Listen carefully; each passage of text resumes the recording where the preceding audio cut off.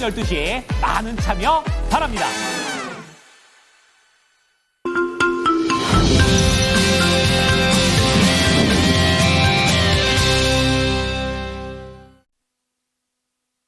네, 개장 전 보셔야 될 뉴스들 전부 다 모아봤습니다. 그중에서 조금 더 수익으로 연결될 수 있는 내용과 종목들은 어떤 것들이 있는지 알아보겠습니다. 자, 오늘 모닝 스탠바이는요, 바로자산 운용의 윤정식 상무입니다. 상무님, 안녕하십니까? 네, 안녕하세요. 네. 자, 뉴욕 증시는 상승세를 계속 타고 있는 가운데 또 간밤에는 새로운 또 인사에 의해서 올라가는 모습이었습니다. 개장 전 봐야 될 체크 포인트 어떤 게 있을까요? 네, 이 미국 증시 우선 좋았습니다. 헤지펀드 창업자 출신이죠. 트럼프 대통령의 충성을 다하고 있는 인물 중에 한 명이기도 하고요. 시장 사람이 임명이 됐기 때문에 이전에도 경험을 살펴보면 어디 헤지펀드 출신, 어디 금융기관 월가 출신 이런 이 재무 인사가 임명이 되었을 때 시장이 상당히 좀 긍정적으로 반응하는 그런 모습들이 있었는데요. 이번에도 시장은 긍정적으로 반응을 했는데, 근데 그 시장의 긍정적인 반응이 우리나라까지, 대한민국까지 긍정적일지는 사실 조금 더 살펴봐야 되는 그런 모습들이 있습니다만, 미국 시장에서는 어찌됐든 3대 지수 모두 상승세로 마감을 했습니다. 미국이 유리한 그런 정책들을 계속적으로 좀 펼치겠죠. 관세도 생각이 될 거고요. 그래서 채권 금리도 그렇고 달러도 그렇고 전체적으로 미국 시장에 좀 더 긍정적인 방향 쪽으로.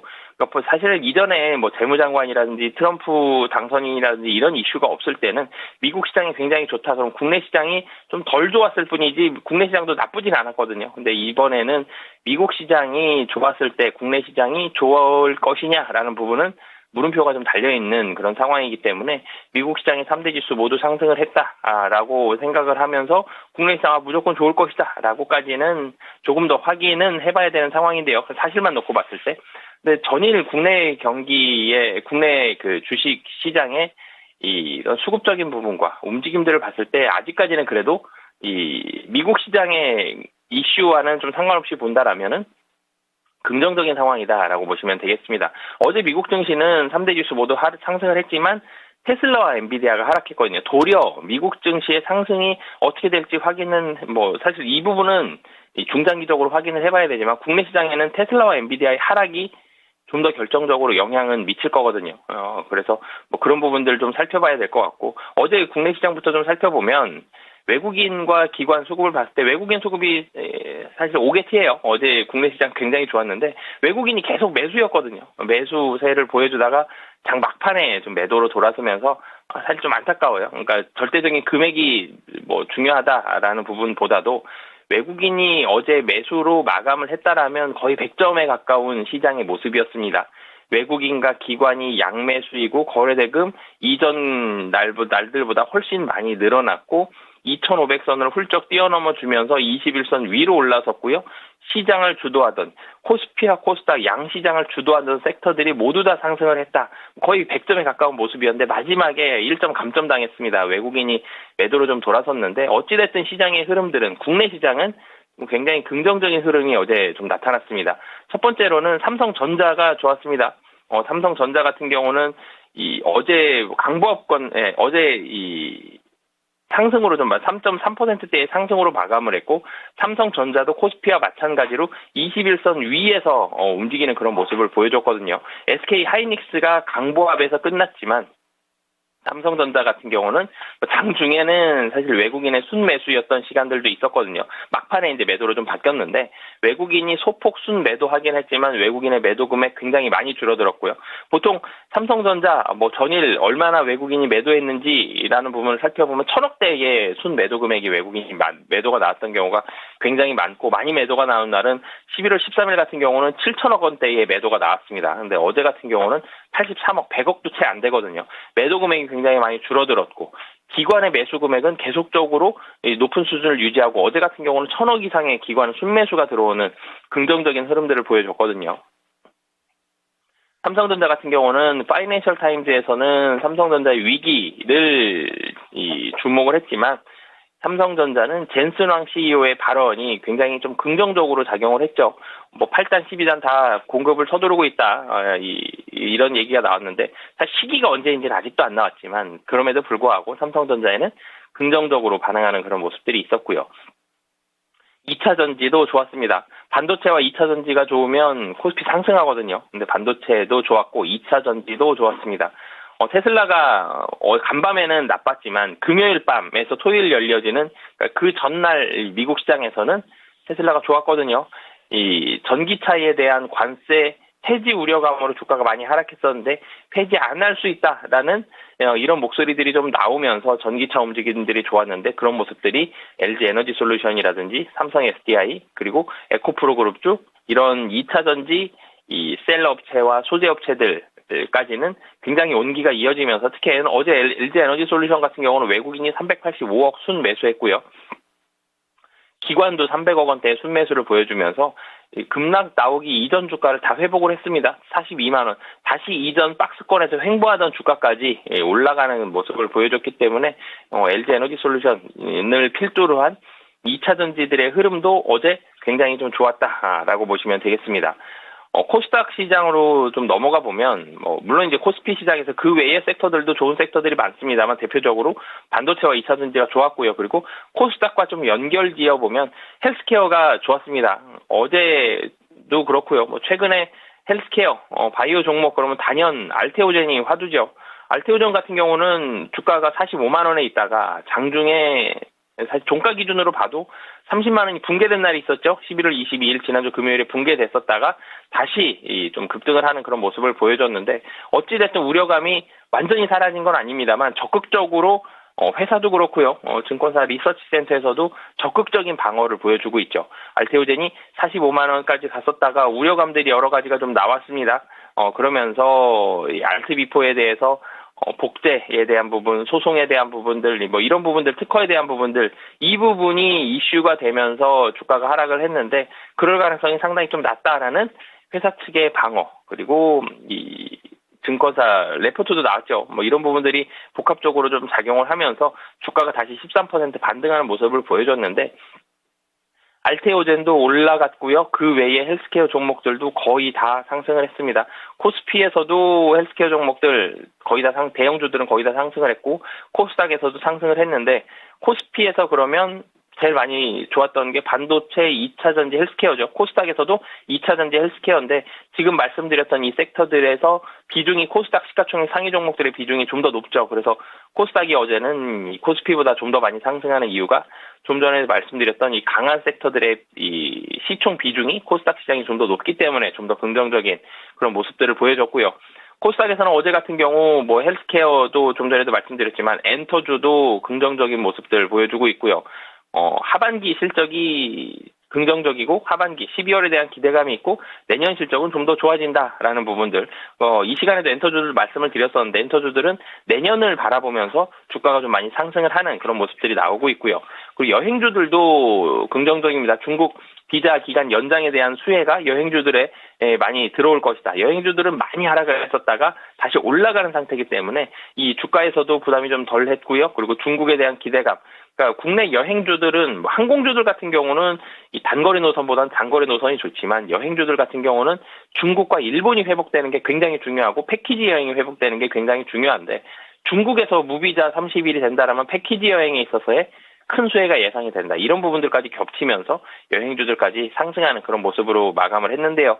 국내 시장의 움직임들은 어제만 봤을 때는 굉장히 좋았습니다. 그런데 이 미국 시장의 움직임, 이 비센트 재무장관의 임명이 국내 시장에 굉장히 긍정적인 상황은 아니거든요. 관세에 대한 부분들이 다시 좀 부각이 될 수 있다라는 점 이런 부분들이 있기 때문에 오늘 국내 시장은 어제 굉장히 좋았기 때문에 무조건 좋다라기보다는 좀 더 확인해보고 사실 매일매일 돌다리는 확인을 해봐야 되지만 오늘은 조금 더 확인을 해봐야 되는 그런 시장이 펼쳐질 가능성이 높다라고 보시면 되겠습니다.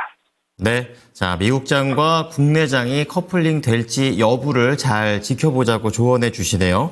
자, 이어서 모닝 관심주 들어가 보겠습니다. 지난주 금요일 날 연기금 관련해서 삼성바이오로직스라든지 건설과 관련해서 자주 언급을 해주신 GS건설 말씀 주신 이후에 상당히 좋은 움직임을 보여주었습니다. 자, 오늘도 관련된 종목들 알아볼 텐데요. 첫 번째 키워드는 어디에서 찾을까요?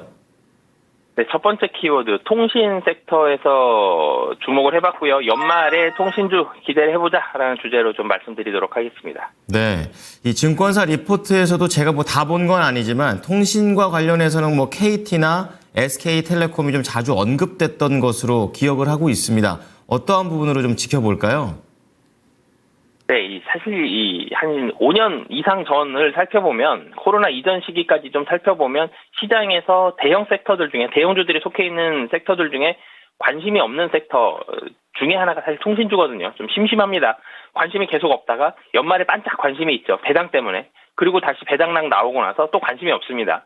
그러다가 배당 시즌에만 되면 잠깐 관심을 갖고 회사 사업 내용은 거의 이 투자자들은 관심을 많이 안 갖는 좀 인기가 없는 섹터가 통신주였는데 이제는 이 통신주들 관심을 좀 더 갖자라는 주제로 좀 말씀을 드리겠고요. 사실 이 시간에 제가 SK텔레콤을 몇 번 말씀을 드렸습니다. 뭐 AI에 대해서. 기존 사업들은 사실 국내 통신 3사들 기존 사업 다 좋습니다. 기존 사업이 좋기 때문에 이 기존 사업이 좋은데 문제는 기존 사업이 좋은데 주가는 미래에 대한 기대감으로 상승을 하는데 통신주는 기대해 볼 만한 포인트가 좀 적었었죠. 근데 이제는 어떠한 부분들을 좀 주목을 해봐야 되는지 그 포인트들 몇 가지들이 사실 이전에 없었던 건 아니지만 좀 더 부각이 되고 있기 때문에 그런 부분들을 좀 중점적으로 말씀을 드리겠는데요. 통신주 같은 경우는 사실 배당락이 달라졌죠. 12월에서 2월로 달라졌습니다. 그래서 12월에 배당락에 대한 우려감이 좀 줄어들었는데요. 배당 기대하고 투자자들 주식 많이 삽니다. 근데 배당 딱 끝날 때 그날이 배당락이 되는 그날이 주가가 변동성이 딱 배당 금액만큼, 배당 퍼센트만큼 주가가 변동성이 나오는 그런 모습들이 있었기 때문에 배당을 많이 주는 종목들은 배당에 대한 기대감도 있지만 배당락에 대한 우려감도 좀 있었는데 우선은 배당락에 대한 우려감은 좀 사라졌습니다. 25년도 실적이 상당히 좀 좋을 걸로 보여지는데요. 전체적으로 코스피 시장의 실적 상승세보다는 통신 시장의 실적 상승세가 훨씬 더 강하게 나타날 가능성이 높습니다. 통신사 실적은 3사 모두 24년도보다는 25년도가 좋아질 걸로 보여지는데요. 이 통신주들이 굉장히 좀 미시적으로 가지 않고 좀 크게만 본다라면 지금 5G입니다. 4G에서 5G 넘어왔고 아직 지방까지 5G가 굉장히 많이 확장이 되진 않았지만 계속적으로 5G 시장이 이 시기가 유지가 될 겁니다. 5G에서 조금 더 발전되는 그런 모습들은 나오겠지만 5G가 유지가 된다. 이 3G에서 4G가 되고요. 4G에서 5G가 됐을 때 광고 비용이 엄청나게 많이 들거든요. 설비에 대한 증설 비용도 굉장히 많이 듭니다. 근데 지금 5G에서 증설 비용 많이 안 들죠. 그리고 우리가 광고를 봤을 때 통신사 광고를 봤을 때 무슨 혜택이 있습니다. 무슨 매력이 있습니다를 얘기하지 굉장히 더 빨라졌습니다라는 얘기는 광고를 안 하죠. 광고 비용이 많이 줄어들었습니다. 추가적인 설비 비용도 줄어들었고요. 광고 비용도 줄어들었고요. 그런데 통신요금 이전보다 줄어들지 않았죠. 유지되거나 더 올라갈 가능성이 상당히 좀 높은데 그렇게 보면 들어오는 비용은 거의 비슷한데 이 나가는 비용, 광고비와 설비, 증설 비용이 적게 들죠. 이런 부분들 봤을 때 통신사에 대한 이익단은 당연히 좋아질 수밖에 없고요. 내년에 연말부터 내년까지 5G 어드밴스드 조금 더 좋아진 사실 별 차이가 없을 것으로 보여지지만 광고가 이 부분에 대해서 어느 정도의 광고를 하고 통신 요금이 올라갈 가능성이 굉장히 높습니다. 여기에 광고가 좀 들어가긴 하겠지만 그 부분보다는 통신 요금 상승 부분이 훨씬 더 클 것으로 보여지고요.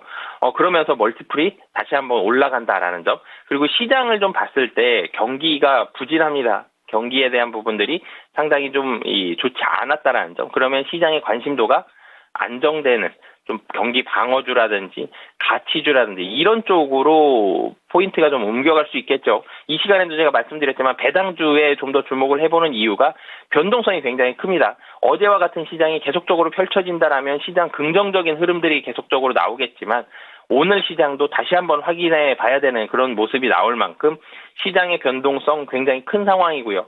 그렇기 때문에 이런 가치주라든지 배당주라든지 이런 부분들 관심도가 올라가는데 통신주는 이런 부분들에 대한 충분한 대안이 될 수 있죠. 그래서 시장의 관심도가 조금씩 더 올라가고 있는 그런 상황이고요. 밸류업 얘기 안 할 수도 없죠. 이 통신 3사들 다 원래도 배당이 좋았습니다. 배당도 많이 주고요. 주주환원책에 대한 적극적인 부분들, 보통 사실 이전에 밸류업 지수에 대한 얘기가 나오기 전에는, 밸류업 프로그램 얘기 나오기 전에는 성장이 좀 정체되면서 영업이익이 잘 나오는 회사들이 주주환원에 가장 적극적이었죠. 안 그래도 적극적이었던 통신 3사인데 밸류업에 대한 기대감까지 좀 더 들어가면서 주주이익 환원에 대한 금액이 증가세를 보여주고 있습니다. 이런 부분들까지 기대를 해볼 수 있는 그런 상황이다라고 보시면 되겠고요.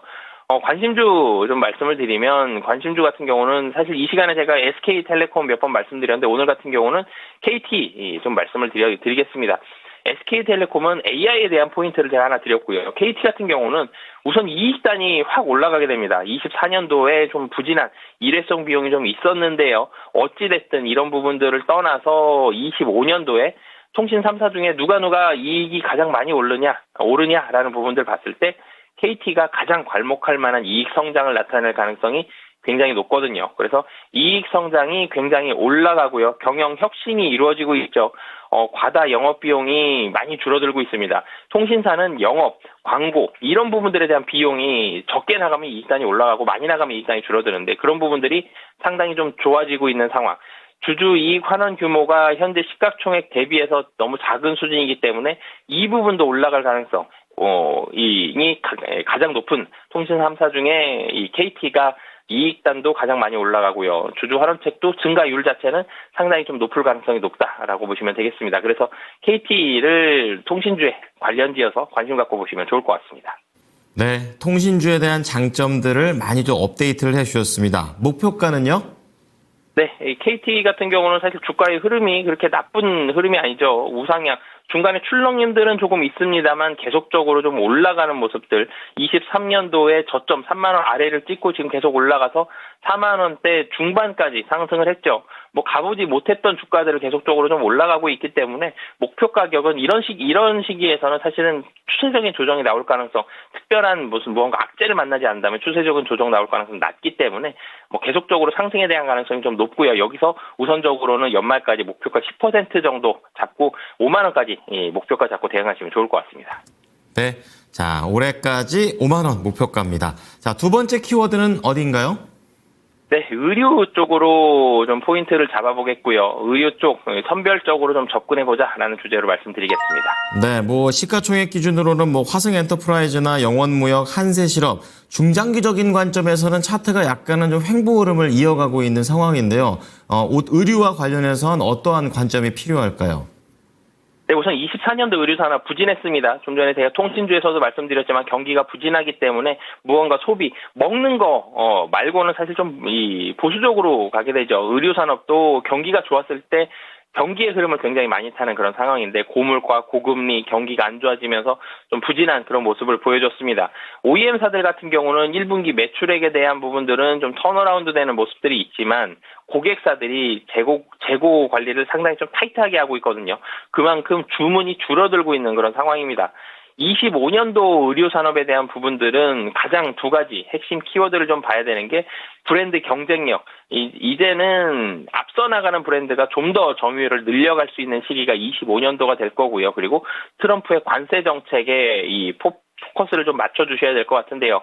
보편관세에 대한 부분들, 재무장관에 대한 임명이 이루어지면서 여기서 보편관세 얘기가 어제도 나왔고요. 금요일 밤에도 나왔었는데, 보편관세 모두 다 관세가 된다. 그러면 OEM사들은 악재가 될 가능성이 높습니다. 그런데 이 OEM 업황에 부정적으로 보편적인 관세는 작용을 할 가능성이 높은데, 하지만 여기에서 포인트가 있죠. 시장에서도 기대하고 사실 보편 관세보다는 이 부분이 될 가능성이 좀 더 높아 보이는데, 중국 관세만 대폭 인상할 가능성도 있습니다. 그러니까 다른 나라 관세는 조금 인상하고 중국 관세 더 많이 인상할 가능성이, 사실 이 시나리오가 좀 더 유력하죠. 이런 부분들 됐을 때는 한국 OEM사들, 국내 의류사들은 브랜드를 달고 있는 특정 브랜드들보다는 이 OEM사들이 이럴 경우에서는 반사 이익이 될 가능성이 굉장히 좀 높은 그런 상황이다라고 보시면 되겠습니다. 사실 의류산업이, 의류업체들 모두 다 좋은 건 아니에요. 오늘 말씀드리고 싶은 포인트는 브랜드에 대한 경쟁력이 높은 높은 이 압축해서 좀 보셨으면 좋겠고요. OEM사들은 조금 더 확인을 해봐야 되는 상황들이 있지만 중국 관세가 좀 더 올라간다라면은 국내 OEM사들은 수혜를 받을 가능성이 굉장히 좀 높다라고 보시면 되겠습니다. 관심 종목으로는 휠라홀딩스 좀 말씀드리겠는데요. 우선 휠라코리아 브랜드의 턴어라운드가 있고요. 주주 환원율이 굉장히 좀 좋습니다. 작년 이 휠라홀딩스 같은 경우는 아큐시네트 배당 수익 한 1,000억 정도가 있고요. 여러 가지 이런 현금들을 활용을 해서 연간 한 2,000억 정도의 안정적인 현금 흐름 재원을 보유하고 있는데요. 그러면서 적극적으로 배당과 같은 이런 주주환원책이 나오고 있기 때문에 주주환원에도 적극적이다. 그래서 휠라홀딩스도 의류 쪽에 있어서는 가장 탑픽으로 좀 관심 갖고 보시면 좋을 것 같습니다. 네, 4만 원 근처까지 왔는데요. 얼마나 상방 볼까요? 네, 사실 휠라홀딩스도 좀 전에 말씀 주셨던 대로 주가가 굉장히 위에 있는 건 아니에요. 근데 그렇다고 또 떨어지진 않고 횡보하는 그런 모습들을 보여주고 있는데 이 연말까지 봤을 때 그리고 내년에 대한 기대감, 배당 기대감 이런 부분들을 봤을 때 이전 고점 부근이죠. 45,000원 목표가 잡고 대응하시면 좋을 것 같습니다. 네, 자 의류 쪽과 관련해서 오랜만에 휠라홀딩스를 들어봤습니다. 자 마지막으로 관심주 핵심 내용을 중심으로 좀 부탁드리고 목표가도 같이 좀 전해주시죠.